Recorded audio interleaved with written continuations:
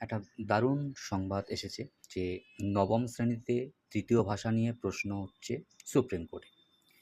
সংবাদটা আমরা একটু জেনে নিই যে সিবিএসই যখন 2027 থেকে 2028 এই শিক্ষাবর্ষ থেকে নবম শ্রেণীতে বাধ্যতামূলকভাবে তৃতীয় ভাষা চালু করার প্রস্তুতি নিচ্ছে, তখনই সেই প্রস্তাব নিয়ে উদ্বেগ প্রকাশ করল সুপ্রিম কোর্ট। বৃহস্পতিবার সুপ্রিম কোর্ট স্পষ্ট জানিয়েছে, তৃতীয় ভাষা পড়ুয়াদের উপর অত্যধিক এবং অপ্রয়োজনীয় যেন চাপ তৈরি করবে। নবমের বদলে ষষ্ঠ শ্রেণী থেকে চালু হোক সিবিএসই এই ত্রিভাষা নীতি, এমনই মত শীর্ষ আদালতে।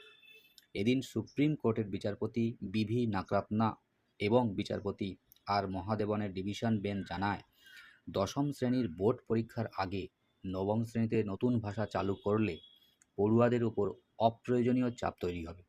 জাতীয় শিক্ষানীতি 2020 অনুযায়ী 2026 থেকে 2027 শিক্ষাবর্ষ থেকে সিবিএসইর নবম শ্রেণীতে 3 ভাষা নীতি কার্যকর করার সিদ্ধান্ত নিয়েছে। নতুন নিয়মে শিক্ষার্থীদের 3টি ভাষা পড়তে হবে, যার মধ্যে অন্তত 2টি ভারতীয় ভাষা হওয়া বাধ্যতামূলক। বর্তমানে নবম শ্রেণীর শিক্ষার্থীদের জন্য তৃতীয় ভাষার মূল্যায়ন স্কুলের অভ্যন্তরীণ পরীক্ষার মাধ্যম হলেও এই নীতি নিয়েই আদালত একাধিক আবেদন দায়ের করেছে। এই নিয়ম ঘিরেই তীব্র আপত্তি তোলেন সুপ্রিম কোর্টের বিচারপতি বিভি নাগরত্ন। তিনি স্পষ্ট বলেন, নবম শ্রেণী পড়ুয়াদের জন্য অত্যন্ত চাপের সময়।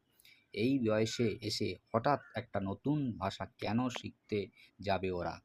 যদি তৃতীয় ভাষা শেখাতেই হয়, তবে তা ষষ্ঠ শ্রেণী থেকেই শুরু করা উচিত। অষ্টম শ্রেণী শেষ থেকেই ছাত্রছাত্রীদের ওপর বোর্ড পরীক্ষার চাপ তৈরি হয়ে যায়। সুতরাং সংবাদটি কিন্তু খুবই গুরুত্বপূর্ণ। যদি ভালো লাগে অবশ্যই শেয়ার করে দেবেন। ধন্যবাদ।